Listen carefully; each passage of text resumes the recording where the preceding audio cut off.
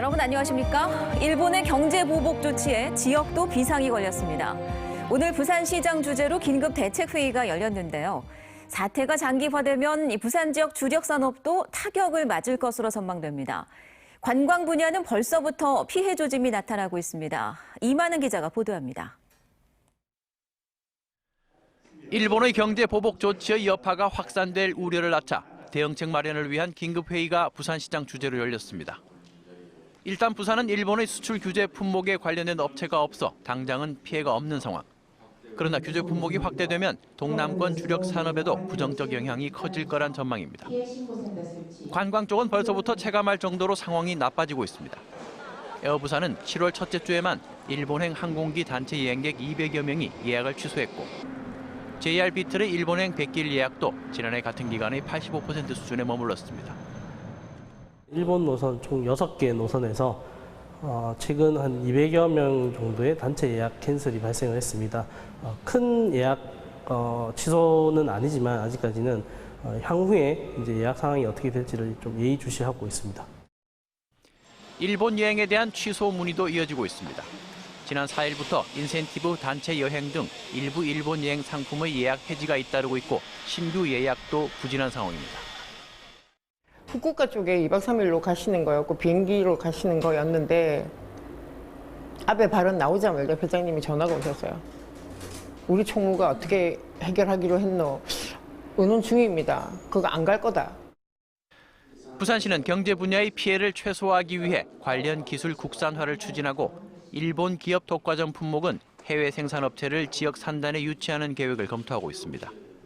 또 관광 분야에서는 동남아나 미주 등 관광시장 다변화를 독려하고 국내 시장 확대에 힘을 쏟기로 했습니다. MBC 뉴스 이만흥입니다. 부산 지하철 노사 협상이 막판 진통을 겪고 있습니다. 최종 협상이 결렬되면 노조는 당장 내일 새벽 5시부터 총파업에 들어갔는데요. 결과는 오늘 밤 9시 반 정도가 돼야 나올 것으로 보입니다. 취재기자 전화 연결합니다. 류재민 기자, 현재 상황 전해주시죠. 네, 부산 지하철 노사는 오늘 오후 3시부터 막바지 교섭에 들어갔습니다. 현재 회의장에선 5시간째 노사 협상이 계속 진행되고 있는데요. 한 차례 본 교섭 후 협상 대표들이 만나 면담을 진행했지만 입장 차이만 확인했습니다. 협상이 최종 결렬될 경우 지하철 노조는 내일 새벽 5시부터 총파업에 들어갑니다. 노조는 사측에 최종 수정안을 내놨는데요. 가장 큰 쟁점인 임금 인상률은 기존 4.3%에서 정부가 가이드라인으로 정한 1.8%로 대폭 낮췄습니다. 또 신규 채용 규모도 기존 742명에서 한 발짝 물러나 550명 수준을 제시했습니다. 앞으로 발생하는 통상임금 300억 원과 추가 재원을 통해 안전인력을 대폭 늘려야 한다는 겁니다. 사측은 기존의 임금 동결에서 한 발짝도 물러서지 않고 있습니다. 근무 조건이 현재 3조 2교대에서 4조 2교대로 바뀌는 만큼 근무 시간이 줄어들어 실질적인 임금이 상승하는 데다 서울교통공사와 코레일 등 동종기관보다 높은 임금을 받고 있다는 이유입니다. 신규 채용 규모도 임금 인상률 1.8%만큼의 재원 등을 활용해 497명안을 제시했습니다. 다만 신규 채용 규모에 대해선 협상의 여지가 있는 만큼 임금 인상에 대한 합의가 협상 타결의 관건입니다. 최종 협상이 결렬돼 파업에 돌입하면 필수 유지 업무자 1,000명을 제외한 2,400명이 파업에 참가할 예정입니다. 부산교통공사는 비상안전요원 등을 투입해 출퇴근 시간대엔 정상 운행하고 나머지 시간대엔 배차 간격을 조정해 전동차 운행률을 평상시의 70% 수준으로 유지할 계획입니다. 이번 협상 결과는 밤 9시가 넘어야 나올 것으로 보입니다. 지금까지 노포 차량기지에서 MBC 뉴스 류재민입니다. 최근 경기도 용인에서 3살 아이가 이웃집 반려견에 물려 크게 다친 사고가 있었죠. 혹시 내 가족도 이런 사고를 당하지 않을까 걱정이실 겁니다. 부산에서도 올해만 50명 가까이가 개물림 사고로 피해를 입었는데요. 견주들의 반려견 관리에 대한 인식이 아직은 부족하다는 지적입니다. 현지호 기자입니다. 아파트 엘리베이터 문이 열리자 주인과 함께 있던 반려견이 순식간에 다른 남성을 덮칩니다. 개에 물린 이 남성은 응급수술까지 받았습니다. 지난 5월 해운대구의 한 아파트에서도 초등학생 2명이 폭스테리어에 물려 전치 2주의 상처를 입었습니다. 개를 키우려고 이런 나무로 갖고 이런 울타리를 만들어 놨는데 쥐가 울타리 깨고 나가가지고 길 가는 애들 물은 거지. 2016년부터 지난해까지 부산에서는 291명이 개에 물리는 사고를 당했습니다. 올해에도 지난 6월까지만 49명이 개 물림 사고에 피해를 입었습니다. 하지만 반려견 관리에 대한 견주의 인식은 부실한 상황입니다. 시내 곳곳에서 산책 중인 반려견을 쉽게 찾아볼 수 있지만 때때로 목줄을 하지 않은 경우도 있습니다. 농림축산검역본부의 조사에선 우리나라 반려견 견주의 20% 정도가 목줄이나 인식표를 사용하지 않는 것으로 나타났습니다. 귀찮아서 반려견이 불편할까 봐. 이게 이유입니다. 우리 개는 물지 않겠지. 전문가들은 이런 안이한 생각 대신 반려견에게 공격적인 성향은 없는지, 공격성을 완화할 수 있는 방법은 뭔지 등에 대한 교육을 반드시 받아야 한다고 말합니다. 견주들이 자기가 키우는 종에 대해서 좀 공부도 하고 교육도 하고 훈련받을 수 있는 그런 부분이 돼야 되는데 그런 부분에 대해서 우리나라에서 좀 많이 아쉬운 부분이죠. 반려견을 키우려면 적절한 자격을 갖춰야 한다는 얘기입니다.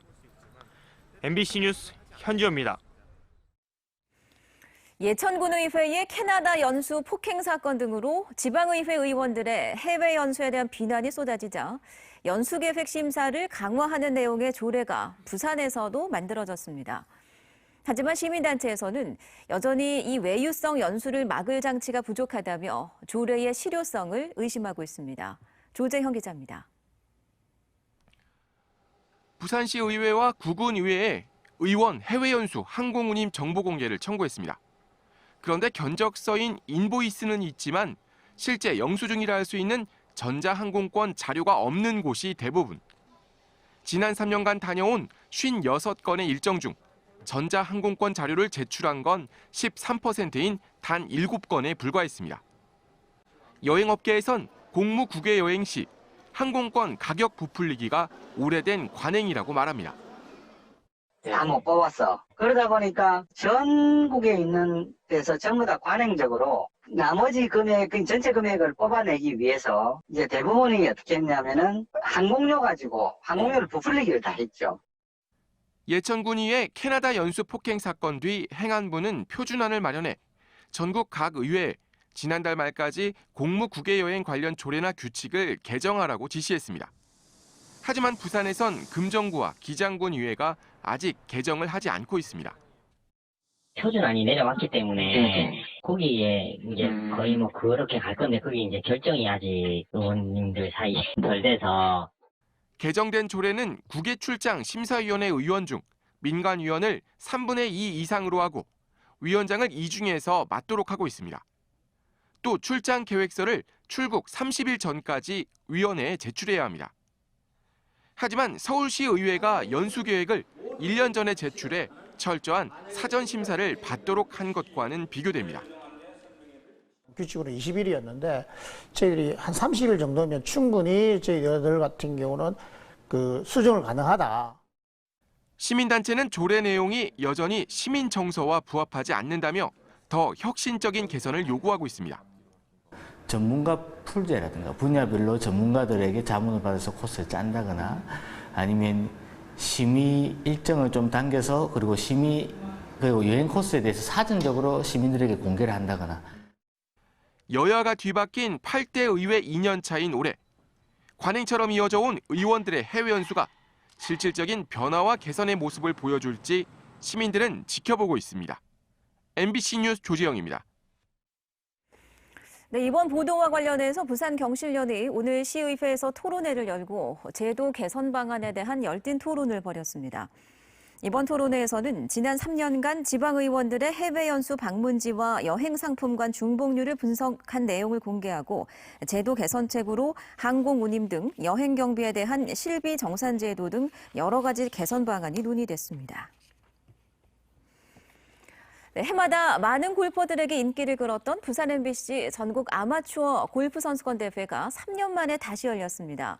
올해 18번째를 맞은 이번 대회는 전국에서 1,000명 이상의 지원자가 몰려 그 인기를 실감케 했습니다. 송광모 기자입니다. 함께 멋진 시타 부탁드리겠습니다. 하나, 둘, 셋! 시원한 티샷으로 전국 아마추어 골프 선수권 대회의 시작을 알립니다. 경기에 앞서 몸을 푸는 선수들의 얼굴에는 긴장감이 감돕니다. 때로는 벙커에 공이 빠지기도 하지만 프로 선수 못지않은 실력으로 한 번에 그린 앞까지 공이 날아가고 먼 거리 홀컵도 거뜬히 처리해냅니다. 2015년 17회를 마지막으로 잠시 멈췄던 아마추어 골프 대회가 올해 다시 시작됐습니다. 전국에서 1000여 명이 참가를 신청해 이중 각종 대회에서 실력을 인정받은 144명이 선발됐습니다. 그동안에 볼이 조금 이제 안 맞은데 이제 좀 시합감도 좀 올라오고 한번 좋은 성적 내려고 노력을 하고 있습니다. 열심히 한번 해보겠습니다. 선수들은 이틀 동안 36홀을 소화해야 합니다. 가장 적은 타수의 선수가 우승자가 되는 스트로크 방식으로 진행되며 대한골프협회가 검증한 규칙이 적용됩니다. 1위부터 5위를 기록한 선수들에겐 상금과 트로피가 주어집니다. 우리 전국의 골퍼인들이 너무 열망하는 대회고 대회가 대회니만큼 너무 우승도 하고 싶어 하는 대회고 전부 다 화이팅해서 좋은 성적 거두기를 바라겠습니다. 검증된 아마추어 선수들이 3년 만에 갈고 닦은 실력을 겨루는 대회인 만큼 박진감 넘치고 치열한 경기가 예상됩니다.